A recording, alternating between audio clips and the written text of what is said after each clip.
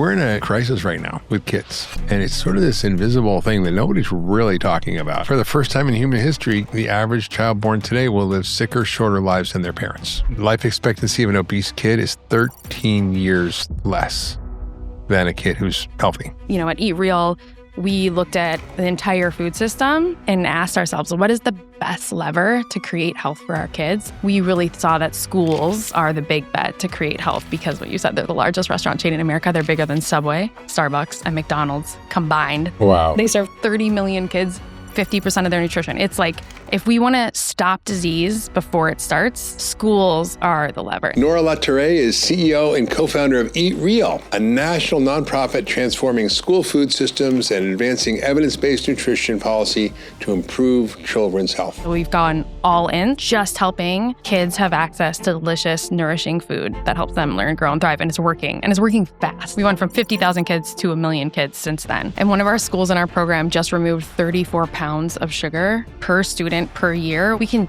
change our food system fast, and we can change our health fast. If we fix food, we fix our children's future. Yeah, I agree with that. I would say if we fix food, we fix everything. Yes.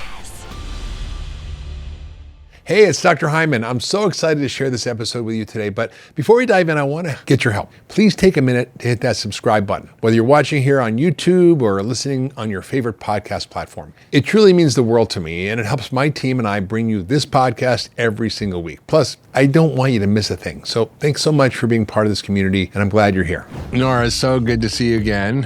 We're old friends.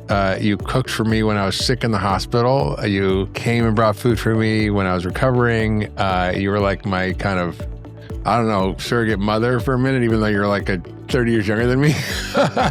And I was just so touched by how caring you were. And, you know, your work is really about caring for kids. And I was an old guy, but you really cared for me. And I think the work around Eat Real is so powerful. But, you know, we're in a kind of a crisis right now with kids. And it's sort of this invisible thing that nobody's really talking about. I mean, I've been shouting about it for forever, but it's so invisible, and it's this incredible chronic disease burden in children. We really need to fix it. Mm-hmm. As you know, I wrote a book years ago called Foodfix, and released a new version. It's out now called Foodfix Uncensored, kind of taking off the gloves a little bit more, a little bit more edgy. And as we look at, you know, our kids, almost 1 in 2 kids has a chronic disease. Their diet is crap.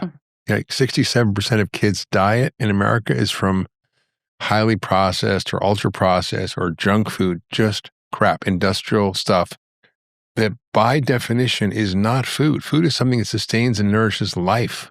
This stuff does the opposite. It harms health and it causes death. You know, 1 in 5 kids is actually obese. 40% are overweight. For the first time in human history, the average child born today will live sicker, shorter lives than their parents. Life expectancy of an obese kid is 13 years less than a kid who's healthy. And in my new book, Foodfix Uncensored, I make the case here that chronic disease is not about personal choice. When you see a diabetic 2-year-old, it's not their fault, right? It's not their fault. And so it's not about personal choices. It's a systemic problem. And it's a toxic food landscape we live in. It's the politics that drive that. It's the policies that drive that. It's the food industry that drives that. And if we really want to fix food, we have to change the institutions that are driving this. And one of the things you say is the biggest fast food chain in America is the school cafeteria. That's amazing. And we have to change those institutions. And you are changing all of this through your nonprofit, Eat Real, which you collaborate with a couple of really good buddies of mine. Jordan Schlane is also my doctor, Dr. Robert Lustig, who is a good friend, and we collaborated on a movie Fed Up years ago. And it's an incredible nonprofit that is transforming public school cafeterias. It's like the largest, you know, restaurant chain in America, right? Mm-hmm. And it's an amazing solution for kids' health, for community resilience, for long-term disease prevention. And it's not easy to do. And you're doing it. You're doing it. You're almost up to 1 million kids who are impacted. You're going up to 3 million. I would say let's do all of them. Go. Let's do it. Foodfix Uncensored is really about fixing the systems across the scale of medicine, food systems, and that involves everything from changing the kind of research we do around nutrition and chronic disease to changing food marketing practices, food labeling practices, our dietary guidelines, to changing what's allowed as a safe food. We call GRAS, safe to eat. Some of these things you're working on, some of the definitions around ultra-processed food in California, which we're going to talk about. We need to change the SNAP program, foods programs, the programs that are the government procurement programs. There's so many things that need to get changed, and we're working on all of them. Medical education. But where does schools fit in? Because I think, I want you to maybe start out by helping me and everybody listening understand that what we're doing to our kids now is so dangerous. Mm-hmm. I don't know if you know Harvey Karp, who's a pediatrician, but he's a friend of mine. I've known him forever. And he was actually my sister's kid's pediatrician, and he's on the board of the environmental working group with me. And he said, if a foreign country was doing to our kids what we're doing, we'd go to war to protect them. Mm-hmm. So what is going on? I think we do need to fight for our kids' health. It's a critical moment. As a mom, that's why I got involved so deeply with Eat Real and joined up with Dr. Jordan Schlane and Dr. Robert Lustig, because I wanted to be in this fight to create health for our kids. And, what we're seeing, we're calling American health collapse, this phenomenon that American progress is at risk. For so long as Americans, we want better, brighter, longer, healthier, happier lives for the next generation and for our kids. We believe in progress. And now we're seeing what you said, like the potential for our kids to have shorter, less healthy, and less happy lives. And the number one driver is ultra-processed food and ultra-processed food preventable diseases, related diseases. And so we really think that changing our food is the best way to change our future and to restore American health, to restore progress, to create healthy, happy lives, longer, vibrant lives for our kids. And so when, at Eat Real, we looked at the entire food system and we looked at and asked ourselves, what is the best lever to create health for our kids upstream? And when we looked at all the different leverage points, hospitals, restaurants, there are medical facilities, there's so many different ways that you could change food. We really saw that schools are the big bet to create health because what you said, they're the largest restaurant chain in America. They're bigger than Subway, Starbucks, and McDonald's combined. They serve 30 million kids, 50% of their nutrition. It's like, if we want to stop disease before it starts and change core calories and get real food to kids and fight for our kids' health, schools are the lever. And schools, we think, are the big bet. And so we've gone all in since 2019 on just helping kids have access to delicious, nourishing food that helps them learn, grow, and thrive. And it's working. And it's working fast. That's what's so exciting. We went from 50,000 kids to 1 million kids since then. That's amazing. I mean, I just want to double down on what you said for a minute. 30 million kids have school food as half of their diet. That's a staggering statistic. Yeah. Right? Yeah. It's 7 billion meals a year. So half of the kids' nutrition comes from schools. And some kids more. Some kids, we just had the Sacramento Kings, some of the Kings players come and serve school supper. Some of our schools serve breakfast, lunch, and dinner, especially in low-income communities. It's a major nutrition security net. And it's so important for kids' development. People don't understand that, we're not just educating people in schools. If we're feeding them crap, we're actually working against the sort of intellectual capital of the next generation. Yeah. We're forever impacting their neurological development, their brain development, and in so many ways. And when you look at, schools now, I mean, I was talking to a school nurse recently, and I mean, all these kids are on drugs, ADD drugs, antidepressants. I mean, it's staggering how much mental health issues there are and behavioral issues there are in school. Parents see it, teachers see it. I think we're concerned as a nation. So it's not just obesity, it's a lot of things. I remember researching Foodfix, and there was a paper I found where they looked at juvenile detention centers. And there was a swap out of their diet they were feeding these kids. It's violent, aggressive kids in juvenile detention centers. And they found that if they fed them real food, and swapped out the junk food for the real food, that the violence went down by over 7%. The resurface trains went down by 70%. The suicide rates, which are the third leading cause of death in those teenage boys, went down by 100%, meaning to zero. And so that's mind-boggling to me. And so all these issues we're trying to medicate is really from food. And the obesity issues, the metabolic issues that are going to give these kids a legacy of diabetes and heart disease and cancer and dementia that comes at a faster rate when they have these problems. I mean, 1 in 3 kids now has insulin resistance or prediabetes or type 1 in 2. 3 teens is pre-diabetic. It's up 5%. I mean, I would love for you to talk about what is, but I think we hear diabetes and it's still confusing to people. Can you just talk through when a kid has pre-diabetes, what is happening in their body? And as a doctor, how is that impacting their health and their health trajectory? Disease starts in the womb, really. When the mother's eating sugar and starch and crap, it's causing these kids to be epigenetically programmed to be obese, to have more heart disease, to have more cancers. And then these kids continue to eat this way. And as they grow up and in schools, they're actually accelerating their risk for heart disease, for diabetes, for cancer, and it not just, causing health issues, but the data is really clear that these kids have a lower chance of having a successful life and lower job opportunities, lower incomes. It's just this cascade. So, and as I said earlier, if you're overweight as a kid, your life expectancy is 13 years shorter. That's like living in a third world country that, really is even worse than most third world countries. Yeah. And the latest research is that 3 out of 5 kids will be obese by the time they're 35. So it's just obesity is soaring. The data today is that, 1 in 2 children born today will be diabetic in their lifetime. 1 in 2. And I mean, also, I think we hear diabetes, but every 3.5 minutes in America, there's an amputation because of diabetes. And so we don't want our kids to be on a path to that. We want our kids on the playground. We want our kids running through adulthood. We want our kids thriving. And so I think we hear that still as a nation, and I think things are starting to shift, but I think we still we haven't fully grasped onto it yet. No, we haven't. And academically, it impacting these kids. So not just health-wise, but I think we're 30-something in math and reading in the world, below every other developed nation.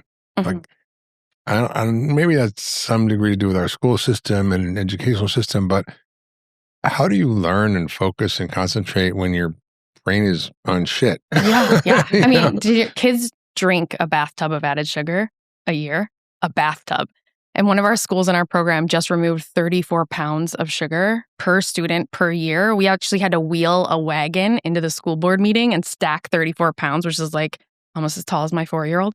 And that's how much sugar they removed. And so how are we going to expect kids to focus and to sit down in circle time, especially little kids, if they're eating 34 pounds of sugar or a bathtub, 65 pounds of sugar, to then sit in circle time and focus and learn? And so actually our nonprofit, in addition to changing school food and raising awareness and doing advocacy and policy change, we've started to do a lot more research, which even since I think I last saw you, we've really kicked up our research. We launched a research partnership with Christopher Gardner at Stanford to study behavior change and nutritional quality.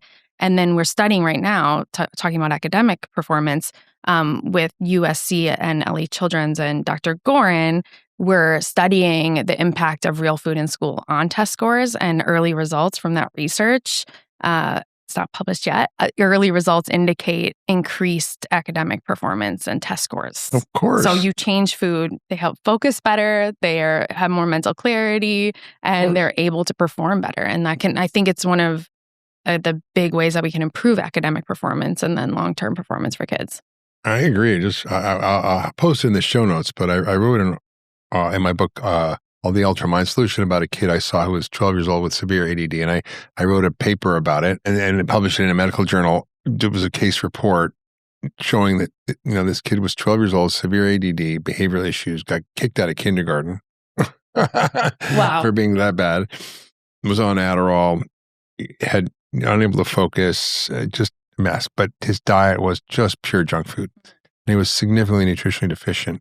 And your brain works on nutrients. It's not just protein, fat, and carbs, but he was vitamin deficient, mineral deficient. His mother brought in his homework sort of before, and 2 months later, after, his handwriting was illegible at 12 years old. And 2 months after changing his diet to real food, it was perfect penmanship. There was no handwriting lessons. Talk about cognitive change. And it was one of those moments in my medical career. I was like, oh my God, what is happening here in this kid's brain? And now he's like an astrophysicist or something. That's amazing. In 2 months, he was completely better just by switching his diet, cleaning up his gut, giving him a couple of vitamins, like not a lot of stuff. And I think, kids are so close to actually doing better. And it breaks my heart. Like I see so many of these parents coming to me with their kids challenged. And, this was never the case. 1 in 6 kids has a neurodevelopmental issue, everything from learning disabilities to ADD to Asperger's to autism. I mean, that's a lot of kids. It's scary and it's getting worse. It's hard for the kid. It's hard for the family. It's hard for the community. It's hard for the school. It's hard for our economy and the workforce. Like it's heartbreaking. And schools have been co-opted by the food industry. And there's like McDonald's Monday and Taco Bell Tuesday and Wendy's Wednesday. And I mean, it's bad. 50% of the meals in there are provided, and there's all the junk in there. And, it's kind of crazy. So what were the barriers that you saw when you started working on this? Because you basically were going into a system that was basically like a fast food restaurant and saying, hey, this isn't good anymore. How do we change this for the eat-real? Yeah, we think schools are the fastest, most enduring way to make scalable change for our kids. And so it is complicated.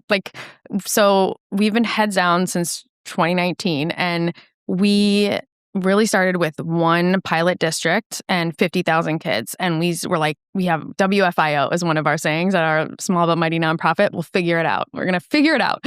And so we stood next to an incredible food service director, Dominic, and what we do is we actually come in and we assess the school food program with our 10 science-based standards that are super rigorous. We just went through a review. It includes some of the best doctors, the best research, and we looked at everything from how much sugar is in the food, what quality proteins, how local, how sustainable, how much variety, how many fresh food choices and options there are for students, and we assess them, and then we give them a score, and then we help that food leader, that change maker in the community, understand how do they make change and what is their food action plan. And it's all about action. We're a get it done group. We operate kind of like a for-profit startup, but with the heart and dedication of a nonprofit. So we move fast and we stand next to these change makers and we give them the playbook.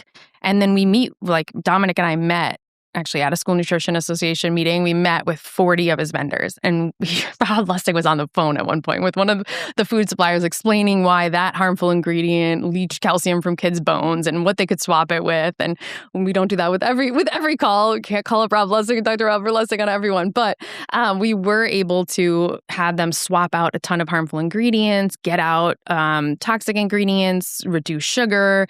At that point, they were removing 10 pounds of sugar, and we thought this is game changing. And so now we're working with over 57 of these heroes, these school food change makers in 20 states. We went from 10 states to 20 states this year, and we went from 500,000 kids to 1 million kids. We doubled our impact this year, and we added that many more incredible food heroes in these communities, and we stand next to them and we give them the support, the inspiration.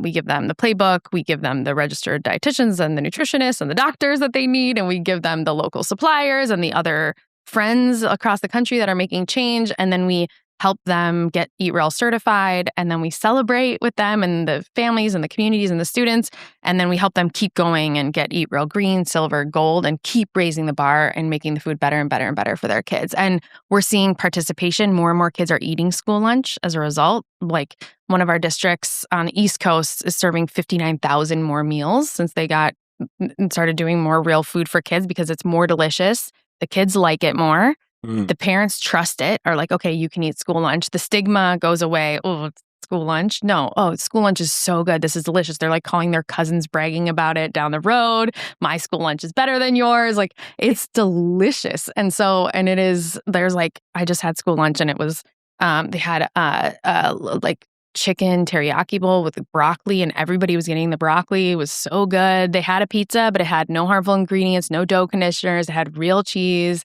It had a protein crumble. It was I think that was a grass-fed beef crumble. It was the pizza done the way, if you're going to eat pizza, that is the way to eat pizza. And and then they had a salad grown on site on the school farm. and delicious local organic cucumbers and house-made ranch, which I'm Minnesotan, so we drink ranch. It was so with fresh dill. It was amazing. So school food can be so good. And so we help make it good. And then more and more kids eat it. And the local economy thrives. The local farmers thrive. The principals are happier. The teachers are happier. The students are loving it. That's amazing. Because, there's a mythology out there that is propagated by the food industry, which is it's expensive to eat healthy. Right. It's elitist. It's discriminatory.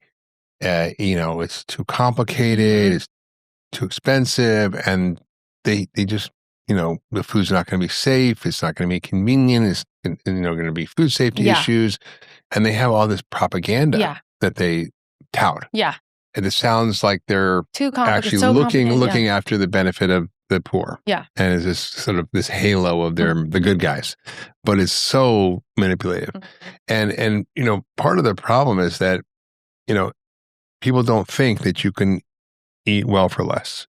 And I'm sure you know of this group, but there's a friend of mine in Boston who, Joe Shaw, who basically saw what was happening in schools. She had little kids and she's like, this is ridiculous. So she went around the schools and she saw all the schools only had deep fryers and microwaves. And the food was shipped in from out of state in, big frozen plastic wrapped containers.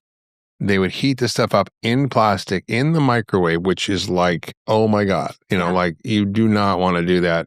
It's just going to get microplastics all over your food. Yeah. It's just and all terrible. In children's bodies and in their brains. Yeah, terrible. And, she funded as a pilot, as a philanthropist, a school to get a kitchen. She hired chefs to design recipes that kids would like within the school lunch budget. Right? Yeah, it's possible. Within the school lunch guidelines. Yeah.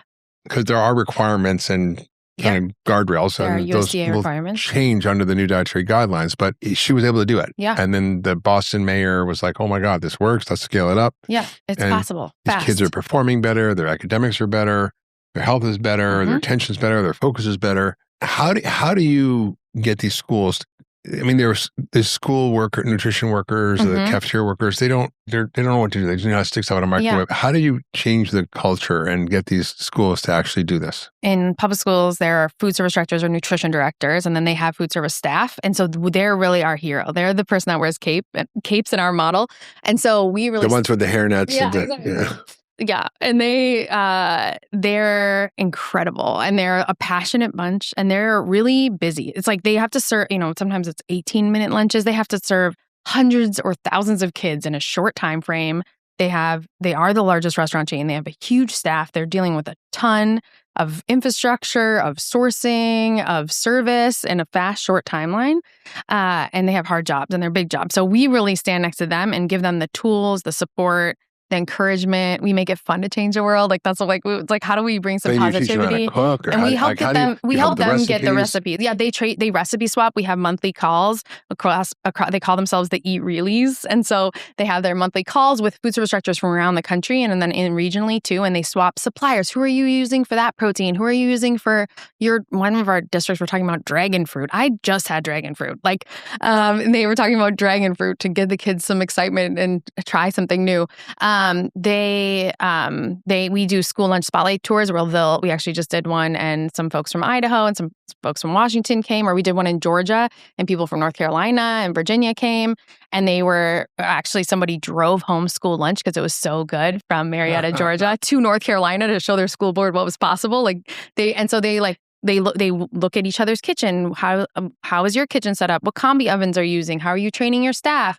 How are you, who are your suppliers? How did you get that Eat Real standard? What swaps did you make? And so it's really about creating this community of like collective intelligence. Yes. And giving them, we work with them individually and give them the data, the support, the certification, the 14-page certification report and the action planning support. And then we connect them with each other. And they are a very fun group of people. And it's happening, like I said, in 20 states now. So Alaska, Washington, Idaho, California, Georgia, Alabama, Oklahoma, Amazing. Michigan. Amazing. We're growing throughout Connecticut. We're growing coast to coast and showing that this works in wintry places and urban places and rural places. This is working in red states and blue states and purple states. Like, kids thrive with real food, and it's a better model for our school districts. And it is hard and it is complicated. It's interesting. Different people, and you can do it at the cost. Yeah. Oh yeah. Some of our districts save money by swapping, doing certain swaps. So that's really interesting. And like, for example, going from local, even local, like they'll go from apples where they don't know where they're from to local organic apples. They'll start cutting them, and then the kids take what they need, and they don't just take one bite and get it in their braces and then throw the apple out. They just take the apple slices that they need, and they're able to actually save money on organic local apples, but now they're organic. Right. That's one example.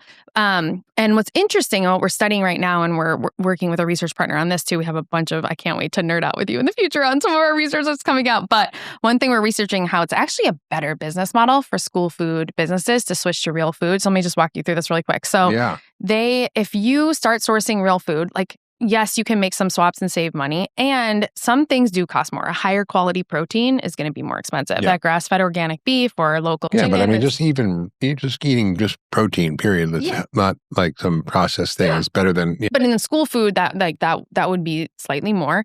But as our schools invest in real food and they train their staff and they're moving towards more scratch cooking, they're able to then increase the participation or the number of kids, the number of customers, the number of kids eating school meals. So even if it costs a tiny bit more, if you increase your customer base, 30%, whatever, increase, and we're seeing participation numbers go up. You're saying this can scale. So I'm saying that our schools then are able to make more money as school food businesses. And then they're reinvesting that in chefs, in training, in infrastructure, in new kitchens. And so it's actually, they're able to have a more efficient, better school food business model when they switch to real food. That's amazing. And it's win-win-win. They have a better economic model for their school food business. Mm-hmm. They have happier students that are better performing in the classroom and on the field and in their lives. And they have a stronger local economy because they're keeping those school food dollars going to local farmers. A lot of our schools go from 5 local farms to 11 local farms. And they're actually, one of our schools is pre-contracting tomatoes and having farmers dedicate cropland for the school. That's amazing. Which is like the best. Yeah, I mean, there's local collaborations, decentralized food systems. It all makes sense. So parents and teachers are noticing these kids are better? Oh, yeah. We're hearing from parents. We're hearing from teachers that, I was actually following a teacher at her classroom. I just wanted to ask her, what is a real food breakfast? Because also we do a lot of breakfast swaps, and we can talk about some things that parents can do at home too. But it's one of the most game-changing things that you can do is update breakfast, where there's a lot of sneaky sugars in breakfast and a lot of sneaky items. But she said that now in her math class, her kids are sitting better at the beginning of the class and just able to focus more and lock in. And she said that since they started to have a more nourishing breakfast and things like egg bites and burritos and not just sugary cereals and whatnot, she said that she hasn't heard one, "I'm hungry." And she just feels like her kids are more nourished. Yeah. Well, if you're eating sugar for breakfast and you're eating sugar all day, you're going to have swings in your blood sugar up and down. It's going to cause cravings and hypoglycemia and behavioral issues. I mean, just go to a kid's birthday party and we're all eating ice cream. I see a lot of people talking about more developmental work, like Save the Children, and I heard Jennifer Garner talking at a conference about, these kids who are in Appalachia and they're really dull and disconnected and their parents aren't engaged with them and playing with them and whatever. And they were talking about how, they just need to play more ball with them or do more games with them. And I'm like, yeah, but these kids' brains are not functioning because they're nutritionally depleted, or they're depleted in magnesium and B vitamins and omega-3s and even sometimes protein, and they're eating all the sugar and processed ingredients and dyes that cause behavioral issues. I mean, how do you expect to actually raise a generation of children that's going to be helping America stay a vibrant, successful country? I mean, it's highly concerning to me. Yeah, how do we make our kids feel better today and then improve their short-term health outcomes and then improve their long-term health and happiness? Yeah, I mean, investing in kids is investing in the future of our country. Right. I mean, it's like it's such a no-brainer, right? Definitely how we stop disease before it starts, and it is the top solution. Like real food to kids is the best way to create health for generations to come. And quickly, I think that you and I both agree, and I think we've talked about this. Like, what to me is so powerful, and what I love about a lot of the work that you do across so many different avenues is, humans can regenerate quickly. That's what gives me hope. Is like Dr. Lustig did a study that showed that in 10 days, just removing added sugar, even leaving starch, kids' metabolic health improved. Like 100%. I did once your 10-day detox, and then you and I worked on a 7-day national sugar challenge together. That's right, I remember that. And I had my family do it, the whole house, and I have a multi-generational house, so and the whole family did it, and we didn't just do 7 days, we extended it to 10 because of that research, and then we actually did the whole month, no added or free sugar. Life-changing for our family, like game-changing. What happened? The grandparents lost weight and felt better. We changed this. We had sourcing agreements pretty much at the house level where we're like, okay, it's hidden in all these sauces we didn't know, and let's just not have it in the house. And like, just don't bring it in, and it's not going to go on the plate. It just made us all so aligned, and it made everyone feel better and be more vibrant, and it made blueberries taste sweeter. It was life-changing. But I think that's the thing is like, we can change our children's health so fast. If you change what you start to feel better when you eat real food that day. Then you start to change your metabolic health in 10 days. And you've seen probably so many patients reverse the prediabetes, reverse the diabetes. And diabetes, yeah. 1 in 3 kids are pre-diabetic. If we commit to this as a country, like, Americans get things done. And like, if we actually say we're going to right this ship and change the direction, and we're going to take our health back into our hands, and we're going to advocate that the government aggressively make changes and quickly make changes, which there's momentum across the aisle there to do it. There's an appetite, food pun intended, for that. And then we can do it, and we can make change quickly, and we can regenerate. It's a story of hope to me. Like, we can regenerate our health and reverse these diseases, and then stop these diseases from even starting in kids so fast. And we changed the food system in schools in less than 2 years. Like, night and day, like game changing. And we get the data because we certify, audit or assess them. We assess the school food, then we do the action planning, then we reassess. So we get the before and after, and we can see dramatic changes, a major upgrade in less than 24 months. And so we can change our food system fast, and we can change our health fast. So how do you get this to 30 million kids? Yeah. How do we go to 30 million? Yeah, 30 million. I mean, how? Well, our goal, so we just reached 1 million kids in 20 states, doubling our impact. Now we have the big, bold goal to reach 3 million kids in 30 states in 3 years, which is fast. Out of zero. This is good. Out of zero. But that's pretty fast. And that is a tipping point. That's 10% of the population. So our theory is, if we can get to 30 states and 3 million kids in 3 years, then we have the presence, the proof, and the partnerships to be the food systems change maker. And we have these case studies and these examples from throughout the country that show how fast real food is possible, and that kids want it, that teachers are happier, that our communities are demanding it. And then we think that's how we catapult policy and change state and national policy, because we have the grassroots momentum, and we have all the proof and the data and the momentum and the inertia across the aisle to say, this works, let's do this fast. There are some major bets we can make at the state level and the national level, and here are all the examples. So our goal is reach the 3 million, because then let's change the whole game for all 30 million kids that depend on school meals in America. Yeah, it's just sort of existential. And, I don't know what the number is, but, if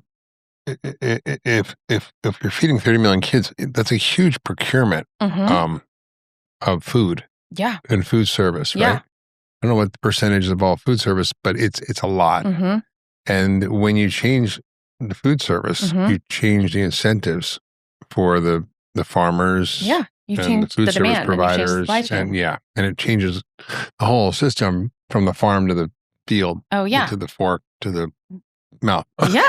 In just Northern California, in 1 year, we generated over $1 million of grass-fed organic beef ranchers across this, just Northern California. Like, you change the economy. They had to go start converting to more regenerative ag. We changed cropland. Yeah, it's like when Walmart decides they're not going to do something, or they're going to do this or that, then the industry has to change. Otherwise, they're not going to be in Walmart. It changes what crops are being grown the next season. It changes what farmers invest in. It changes our society fast and our economy. That's why it's so exciting to me, the momentum and the power of school meals and how fast local communities. And it's cool. We have eatreal.org/parents where people go and there's a template that people use to email their school districts. And we're seeing parents and students engaging their food service director and saying, hey, I'd love to introduce you to this nonprofit Eat Real. And their school districts, one district signed up within 12 hours to our program. And of a parent reaching out with our template email saying and then they got into our program, and within a couple of years now they've re-regionalized their whole food system. They're buying more organic, more local. I just had such a good meal at that school district in Southern California, in Capistrano. So it's happening. It's happening fast. And so people feel powerless. They go, oh God, we have a food system that's broken. We have a healthcare system that's broken. Chronic disease is rising. The healthcare costs are rising. And health insurance premiums are rising. Yeah. Everything's just a mess, right? Our kids are behaviorally challenged. They're cognitively challenged. Their mental health in kids is a massive crisis than ever in human history. Where do they start? Like, how does a parent or a school listening to this podcast, where do they go? I think they could start with going to eatreal.org/parents. There's a template email where they can send an email to their local food service director or nutrition director telling them about Eat Real, which because of incredible philanthropists and some government funding, we're able to offer our program free of cost to school districts. And so parents can then reach out to their school district and say, hey, I heard about this awesome nonprofit Eat Real on Dr. Mark Hyman's podcast. I'd love to introduce you. Thank you for doing everything you do. And thank you for feeding our kids. And I want to connect you with this nonprofit that can support you more. And so that's one way that they can get involved is tell their local school district and their local nutrition director about us. And then I think that we also have Eat Real certified on Instagram and our newsletter, there are a lot of different ways then in terms of advocacy and campaigns that people can plug in and just get active and start to join the conversation and join the real food movement with us and continue to help us build it as we have calls to action about various opportunities to create change. It's amazing how simple things make a big difference. Our friend Tim Ryan, who's congressman from Ohio, his wife is a 4th grade teacher. I wonder if we're in her school. I need to find out. She's great, but she instituted a whole bunch of things in her classroom. Like kids could eat anything they wanted any time in the class as long as it was real food. The kids would go home and say, Mom, Dad, let's buy carrots, let's buy apples, let's buy this because I can eat it in school. And then she would have this policy where kids had to drink water and they got to go to the bathroom. They didn't have to ask. They could just get up and go to the bathroom. Yeah. And it was like encouraging them to compare their pee. Is your pee clear or not? Because they want to be hydrated. Yeah. Are they having championship level pee that's clear? Or are they drinking enough water? It's and then they had Fiber Fun Fridays where they talked about their poop. You know? And so the teachers can do this too in the classrooms in ways that kind of make it fun. I think it really changes kids' framework. And I think what happens at home too is important because I think, then the parents hear the kids actually feeling better, doing better, and they actually goes up to the home. Yeah. Because, the home is where a lot of the problem is because, these families are struggling. Mm-hmm. They're working hard, maybe 2 jobs. Mm-hmm. They have, not any education about how to cook or shop or eat food. Food industry has made it so confusing. Yeah, the food industry deliberately confuses people. Mm-hmm. Cool Whip is a, 0 trans fat, healthy dessert topping, which is almost all trans fat because it's almost the air. It goes through a loophole, which the FDA allowed because of the food industry, that it has less than half a gram per serving. They can said it has less than 0 it has 0 trans fats. There's so much to fix. It's so broken. But it's not that hard. We're almost one meal away from educating America about how to actually cook. And one of the things Brianna, my wife, and I are doing as part of a Foodfix Uncensored launch and education is to do a SNAP challenge where SNAP is food stamps. Mm-hmm. Otherwise known as Supplemental Nutrition Assistance Program, except there's no N in there. It's not nutrition. It's, I don't know what it is, something else. Supplemental poison. It can be eventually. We're going to show how on $7 a day, you can eat healthy, delicious food. Mm-hmm. It's not hard to make. It doesn't take a long time. You have to learn a few basic skills. You have to know how to chop an onion. Yeah. How to stir fry something. Yeah. Like it's not, how to open a can. Some knife skills and some kitchen competence. A few pots and pans. Yeah. And that's it. Yeah. And, I'm excited. Like we're going to make one of my favorite dishes, which is just my mother used to make this, a Spanish omelet, the Spanish tortilla. Like basically you take onions, garlic, chop them up, stir fry them in some olive oil. You take these red potatoes, or like potatoes, you slice them really thin. Yeah. And then you layer them flat, and then you pour water over them and salt and pepper, and you let them sort of cook with a cover so that it kind of cooks the potatoes.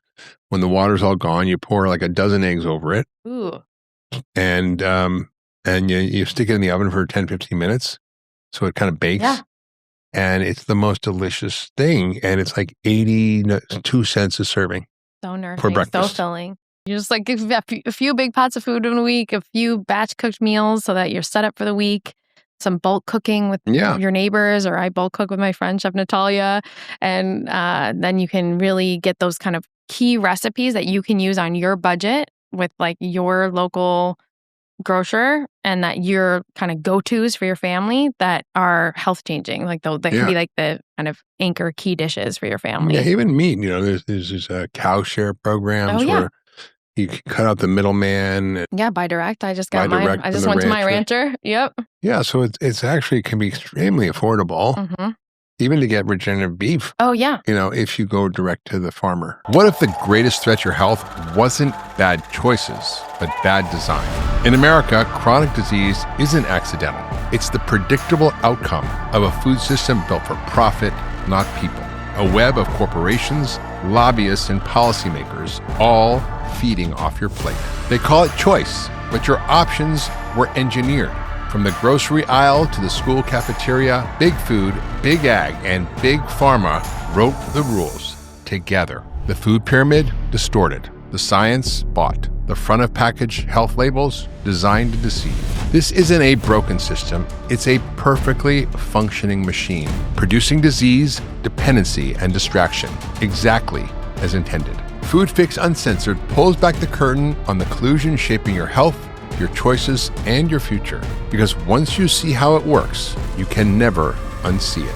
Foodfix Uncensored, the truth they never meant for you to read.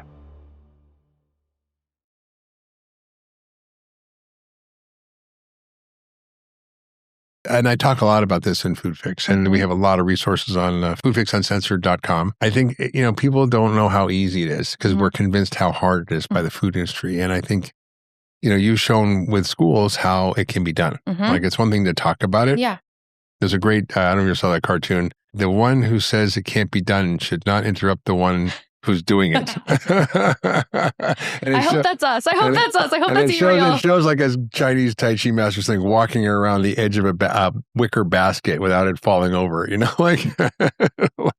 it's both. It's like, how do we make it easier for people to take individual action and to take their health in their own hands and make it and give them the skills and the knowledge and the support to do it and more resources. And then how do we also change the systems so that and push back on the food industry? Well, let's talk about that because you've been instrumental in some really key initiatives in California that you almost single-handedly have done. I mean, in collaboration with some incredible orgs. You need a superhero costume, I think, actually. Because you are a force of nature in a unassuming package that I think is disarming, but you're kind of a lioness underneath all that, and taking no prisoners with a smile.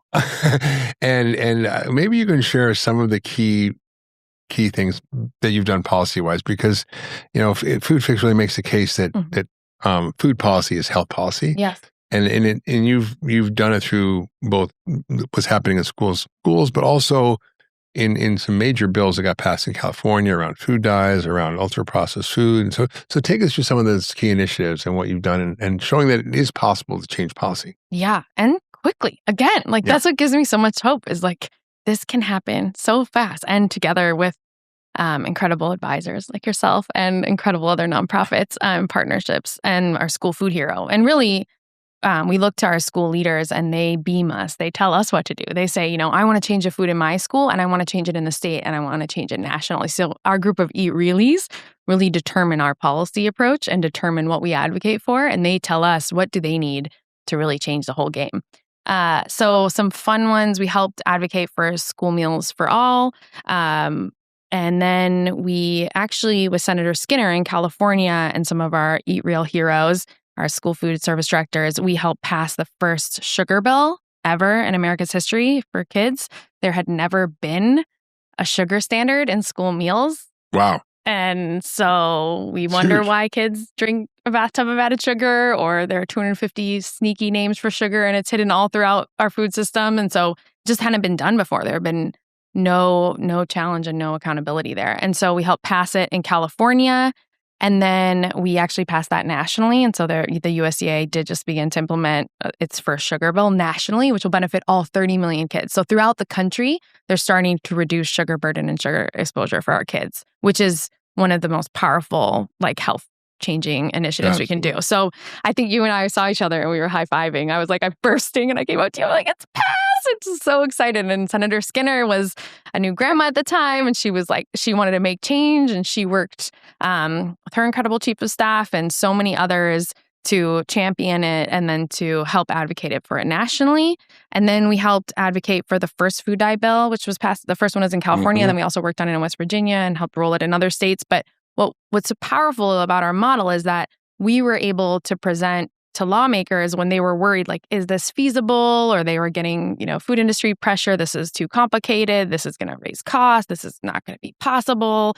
Kids aren't going to want it. It's going to hurt. Eat it. It's going to end up in the garbage. Right. It's going to hurt our budget supporting the schools, all of this, because that is real. That food industry pressure is, I think people hear it and they're like, that's conspiracy. And definitely not conspiracy. Read my book. It's so documented with hundreds of references. About it. I won't go there, but it's scary and it's real. It's terrifying and it's dangerous and it's really harmful for our kids. And as a mom, it makes me so mad. Yeah. But it's real. And we were able to say, no, that's not true, and push back on that and be able to say, actually, we already, with Eat Real standards, remove those harmful dyes. We already remove the sugar. We've already done it in 500 schools or in 1,000 schools or now 1,700 schools. And so they can't really say, it can't be done. Because we did it. And we're the numbers are going up, more kids are eating it, the teachers are happier, the kids are happier. Talk to this mom, talk to this dad, talk to this food service director, talk to this supplier, talk to this local farmer who's winning because of this, talk to this principal who's happier, talk to this teacher who's looking at the test scores go up. We're exhibit A, B, C, D, E, F, G. It's working. No, this works. Like I said, don't.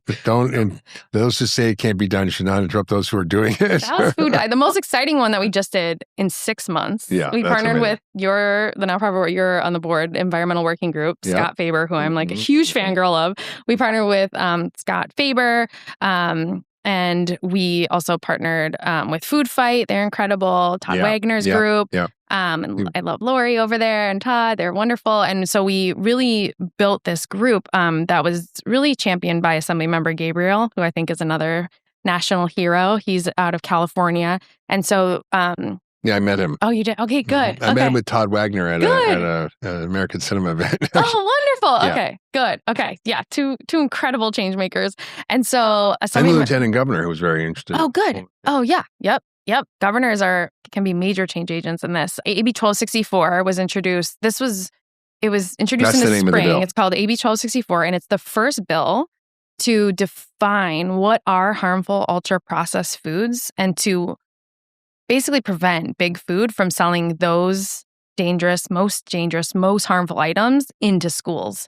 So we passed the sugar bill, we passed the food dye bill, and then it was about, let's make sure that the most harmful ingredients and products, high in sugar, salt, fat, harmful, toxic ingredient list, banned in other countries, known to cause cancer, known to be dangerous to our kids' health, known to hurt their outcomes. Let's just not let those be served in our public institutions, in our schools. And so we championed it. We should be feeding our kids poison? Maybe not. Maybe not a good idea. I don't know. Maybe a failed experiment. I think a failed experiment. Tried it. It's not working. Health is going in the wrong direction. Let's try something new. And so we worked with them in the spring. Then they invited Eat Real to testify, which was so wonderful. And we were able to say, look, we already removed the most harmful ultra-processed foods from kids' meals in California. We did it in 500 schools, over hundreds of thousands of students. We're seeing really strong results. We had farmers come in, Me Too, and testify. We had local school food heroes come from across the state and say they wanted it. We had the data. We met with lawmakers. We worked with tons of orgs, and we met with lawmakers across the aisle. And there was major pushback, and there was some major tactics that were not cool. Tell us about that. You don't want to tell us? I want to live, Mark. I want to live. Like, I don't. You want a big bullseye in your back? Yeah. Well, I will just share one. Okay. Then we can go back to your story to share the extent to which people go in the food industry. That it's so corrupt and so manipulative. And it was in California when Jerry Brown was governor. Yeah. Second time, he was probably the most liberal governor in the history of America. They call him Governor Moonbeam. Mm. I remember he ran for president in 1976, but he was so liberal. And in California at the time, there were starting to be a lot of soda taxes. Berkeley was the first, and then other cities and towns started to do them, and the food industry freaked out. Mm-hmm. So what they did was to put a ballot measure on the ballot in California that would make it mandatory for any law or bill to be passed. Any local state government would require a 2/3 majority, which means, because, most legislatures are not like 2/3 of a party. They're like half, right? Or more or less, right? Like to get a 2/3 majority in the Senate, it's impossible because, it's like 53 senators or Republican, whatever. And it had nothing to do with food. It had nothing to do with soda tax, but they knew it was going to cripple the entire state government. And they spent millions and millions and millions and millions of dollars driving this ballot initiative. And they went to Jerry Brown and said, unless you put in a prohibition against any future soda taxes in California, and if you wonder why there aren't more, and there haven't been since then, we're going to pass this measure. And and he's like, okay. He's like, basically blackmailed by the food industry. And there's a picture of him in the governor's mansion with all the heads of Coca-Cola and the American Beverage Association, Pepsi. It was like, so many front groups. So bad. So many front groups with shady, seemingly healthy. So I said it, you don't have to say it, but that kind of is the kind of nonsense that goes on behind the scenes. Oh, yeah. I mean, yeah. They have done to major researchers, but there was death threats. They've it's really bad. Yeah. And we're up against a lot, and Americans have had it. I think we're just like, we're going to stand up. I don't know why I haven't been taken out yet. I'm like, that's what I was like. I want to I've read in mine and said, you need a bodyguard. You need like a security force. I'm like. He does have bodyguards. He does have security, actually. I have angels. Yeah, I have like angels. So anyway. No, but it's real. But I think the tides are changing, and we're able to stand up. But there was a lot of pushback. And how did you overcome that? So we were able to meet with lawmakers face to face, and we were able to have them meet with local school food professionals and say, this works. My kids are happier. My numbers are going up. Like, I'm able to do it. It works for the school food business model. It's actually better. And any of their concerns, we were able to work with them. And we worked with ag, and we worked to show that this was better for the local economy and better for local farmers. And within 6 months, it was about 6 months from the spring to the fall, we were able to pass AB 1264 nearly unanimously in the Senate and one naysayer in the Assembly, which I asked this Assemblymember Gabriel. I was like, has anything been this like bipartisan? One naysayer, unanimous in the Senate, almost unanimously in the House. I said, Assemblymember Gabriel, is there anything that has had this much bipartisan collaboration and like this much inertia behind it? He's like, maybe naming a freeway. Maybe they agreed on that. But like to come together and to have Republicans and Dems and independents say, we're going to protect our kids at school. We're going to make sure that the most harmful ingredients and products aren't in their menus. And we want to stand up for our kids. And we're going to do what's right. And we're going to make history and define what are ultra-processed foods. And they did it. We did it. We did it in California. Gavin Newsom signed it into law. And now we're already advocating to then do that at the national level. And we're working with other states. And we think that we can really make change fast. And it starts at the district level with school leaders showing it's possible. States can take bold action and just change their policies, and then we can do it at the national level. Yeah, I always say change doesn't start in Congress, it ends in Congress. It all comes from grassroots then it goes up to the local levels, then it goes up to the state levels, then it goes up to the federal levels. And I think that's true for everything, whether it's civil rights, I mean, whether it's women's rights, gay rights, it happens. And then it's like a wave. It's a movement. People are powerful, and people coming together and advocating for change can build a movement and make massive change fast. And our children's health is what can bring people to the table and what is the greatest opportunity of our lifetime. Yeah, I mean, you look pretty bad if you're like unwilling to protect children in America. It's like, I don't want my kids to live longer and healthier. Wait, what? No, no. I think this is something we can all agree on. We can all agree that our kids should have healthier, happier, longer lives. Like that's easy. That's easy. That's what we fight for. That's what we exist to do as parents. Okay, we're gonna do this rapid fire questions. I'm gonna answer the question, and you go first, and I'll go after you. So, what's one nutrition myth that we both wish parents would stop believing? Juice is a health food. Juice is good for you. Juice boxes. Juice. I just wanted to break this down. And I grew up on orange juice. I was a Tropicana kid. Like I drank juice, and I I thought it was starting a healthy day. But when you drink juice, they juice the fiber and remove it down, and it just spikes your sugar levels. Yeah. And so it spikes our kids. It's basically Coca-Cola with a few vitamins. And I was like, it's extra pulpy. It's good for me. It's like such a myth. And I had to I had to stop my orange juice addiction. And and it was a health game changer for me. I'm about to be 40, and I'm feeling the fittest and the healthiest ever and vibrant, and coming off of juice was one of those things that I got rid of in my recent history. Amazing. So amazing. Well, I would say the biggest myth is, well, my kids won't eat anything because they only eat mac and cheese and pizza, and otherwise they won't eat and they're going to starve to death. And I'm like, well, what do you think kids eat in Japan? Raw fish and seaweed.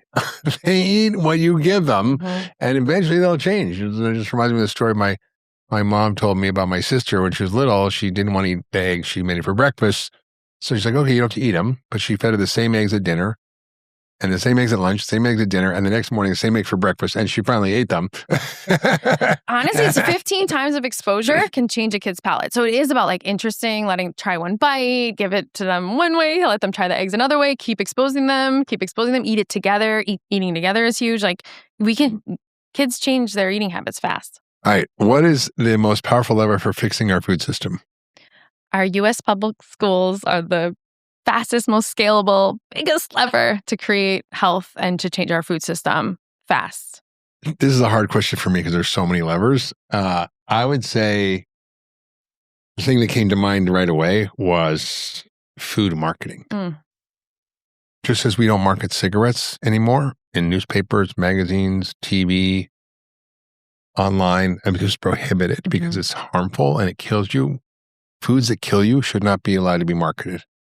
Period. Wait, can I give one more magic wand? If schools are the big bet to change some school food policies that would rapidly change things nationally, are changing commodity subsidies. We subsidize corn, soy, sugar, and wheat. And if we change those, it also flows into school food, and there are school food commodities that get pumped into schools. And so we could do cash in lieu. You can give more flexibility to use those. They're called commodity dollars for local schools. So that's change what the sourcing options for schools and change what starting with what's happening at the government level, and then increase actual reimbursement rates. And so schools get reimbursed for their meals. And I just called McDonald's this morning because McDonald's, a Happy Meal in Texas, costs $4.80. Schools are reimbursed $4.50. You can't even get a Happy Meal for how much we expect schools to cook a real food meal. So if we were to actually invest in higher reimbursement rates and spend a few $1 billion, some billions, spend some bills to save trillions of dollars in healthcare costs, we would rapidly convert our school food program to be more real food. And so it's about 40% of that is food costs, so $1.80 per school meal. And we expect them to serve real, delicious, amazing local food. It would be game-changing to double down and raise the reimbursement rate and actually invest and make the bet a few billion more. Pay now or pay later. Yeah, pay now and spend a few billion to save a few trill. Medicaid dollars would go dramatically down. I mean, the state's budget, a third of it is Medicaid. Yeah. And the same thing for federal. The third of our entire federal budget is our chronic disease. Yeah. 17% of our GDP, almost $4 trillion. So a year is spent on preventable ultra-processed food-related diseases. If we spend a few billion on real food for kids through schools, we'll save trillions of dollars a year. So like pretty good return on investment. Pretty instant, like pretty fast, not the fastest as we like it, but fast ROI. And so I think that is like, if I were to have a magic wand, it would be invest in the power of school meals, update the commodities, increasing reimbursement rates, actually do more farm to school grants, do kitchen infrastructure grants, give schools kitchen money, like let them get the combi ovens and the stoves and the chefs and the training for their staff. And if we bet on school meals, we will have instant return in terms of our children's health. 100%. All right. What's the most underrated family habit for health? Eat together. I would say cook together. Ooh, I like that even more. Cook together. Ooh, and go to the farmer's market together. I had a purple day at the farmer's market with my daughter, who's really into purple right now. We just got zucchini, like purple peppers, and it was like we had a purple day, and then we had purple food throughout the week. It's like, I also go to the grocery store and go to the farmer's market together. And and the thing about cooking together is that kids like it. Mm-hmm. Like, there was a book by Molly Katzen for kids. I forget the title of it, but it was the one woman who wrote the Moose Food Cookbook. Yeah. And it was an Enchanted Broccoli Forest is one of her cookbooks. It wasn't that. It was another cookbook for kids. But it was basically recipes that you can make with your kids that they would love to eat that are healthy. Oh. And I did this with my kids, and they loved it. They made a mess and whatever, but they're part of it. And they see how to make food and cook food. And now my kids both know how to cook. They didn't go to cooking school, but they just learned. It's like help kids learn to love real food. Put on some music, have cooking time, maybe have another family over, cook together. My son's really into chopped eggs, Nico's chopped eggs. I'm like, cool, let's make Nico's chopped eggs. If that's what you're into, you won't eat them scrambled, but if they're chopped, it's just basically scrambled. But he's doing it, and he's like cracking the eggs and learning this kitchen. It's so much fun, and it tastes better, and we all have so much fun eating it. So I agree with you. I'll change mine from eat together, cook. Shop for food together, cook together, and then eat it together. All right, we answered this one, I think, which is the biggest obstacle to real food in schools, food industry. I think, what's one policy change that would immediately improve kids' health? One policy change, invest in school food. Make a bet on school food.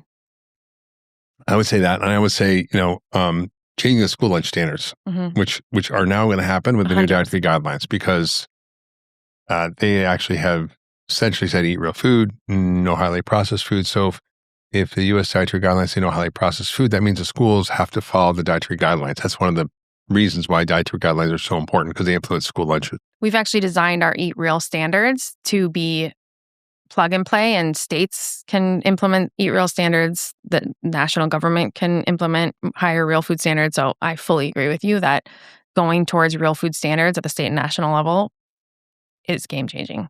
If kids grow up eating real food, what changes most about their future? I think their happiness. I think it's like food changes kids' gut health, their mental health. It changes how they feel. It changes how they grow and learn and thrive. It's literally about giving our kids more happy years. And that's what life is all about. And more years. I mean, it flips the script from shorter, sicker lives than their parents to healthier, longer lives than their parents. So that's what I think. And like, how do you feel vibrant and fully alive and live your best life possible? Like, real food helps fuel that. And so I think it's about giving our kids happier and feeding our kids happiness. Eat happiness? Eat real and eat happiness. I like that. That's a good one. Just write that one down. I'm going to use that. What gives you the most hope right now? What's giving me the most hope is that individuals, like the folks listening to your podcast, leaders like you, our food service heroes, our rockstar team and our board and Eat Real, like the community members, but individuals who are coming together and who are individually making change, but then are coming together to advocate for more change together and showing what's possible, and who are changing our food system at their homes, at school, and then advocating in national policy. It gives me so much hope, because real change can happen really fast. And we believe that real change starts in our cafeteria, and people are showing that it's possible. And when you change the food for kids, you change the future. Absolutely. I think what gives me most hope right now is just this awakening in America around health that I've been shouting at the rooftops about for the last 30 years. It's like, wait, everybody's finally paying attention. Mhm. Yeah. And then we're seeing actual real policy change at the federal level and state levels. Super exciting. All right, finish this sentence. Last question. If we fix food, we fix blank. Our children's future. Our children's future. I would say I agree with that. I would say if we fix food, we fix everything. Yes. We fix our chronic disease epidemic. We heal our children's and catastrophic futures that they're facing. We save trillions of dollars from the federal budget and states' budgets. We help restore the environment by improving soil health, water resources, and saving them, and preventing damage to our waterways through runoff of the pollution and fertilizers that go into there. We help reduce climate change by sequestering carbon. We increase the overall mental health of America. We end so much violence in prisons and the violence in our society. We improve social justice at every level. So I think, to me, literally, it's almost fixing everything, because food is the nexus where everything comes together, right? Fix our economy. I mean, that's the subtitle of the book, when the first book was, Foodfix: How to Save Our Health, Our Economy, Our Communities, and Our future, and our future. I love that. I'm Midwestern, so we talk And our about planet, and our planet. planet, yeah. I'm Midwestern, so we talk about twofers, and I think fixing our food, what you say, It's a tenfer. it's a tenfer, and it's at least a fourfer. You fix food, you change our children's health, you strengthen the local economy, you actually regenerate the planet, and you improve national security, which I know you talk about in your book a lot. I forgot And so, that. it's probably more like a tenfer. It's like Right. you fix food and you It change really is. everything. It really is. I It's love so true. that. All right, so people want to learn more about Eat Real, they go to eatreal.org. Eatreal.org. If they want to get their district involved, they can go to eatreal.org/parents. They can go to Eat Real Certified on Instagram. I'm on LinkedIn, Nora LaTorre. I'm Nourished with Nora on Instagram. They can find me on Instagram. They can find Eat Real Certified on Instagram. They can sign up for our newsletter at eatreal.org. And they can also donate to the nonprofit. We're a small but mighty nonprofit, but donations help us reach more kids and say yes to more schools and reach 3 million kids in 30 states. So we can get more schools and communities on board and help change our food system. Amazing. And for those listening who want to know more about Foodfix Uncensored, go to foodfixuncensored.com. You'll learn all about what we're doing with the book and resources and ways to activate across not just schools, but every sector that might touch you. So this feels like a really consequential moment. It feels like, Cory Booker said this to me, it feels like 1963 in the civil rights movement is what it feels like. And I think that's right. I think so. It's right with everyone getting involved. With everyone getting involved, we're going to change the future for our kids fast. Margaret Mead said, never doubt what a small group of highly committed people can do. In fact, it's the only thing that's ever changed the world. Well, thank you for everything you do to change the world. And thank you for all your generous support of Eat Real and of me and of our team. So thank you. Let's go. Let's go. Let's do it. All right. If you love that last video, you're going to love the next one. Check it out here.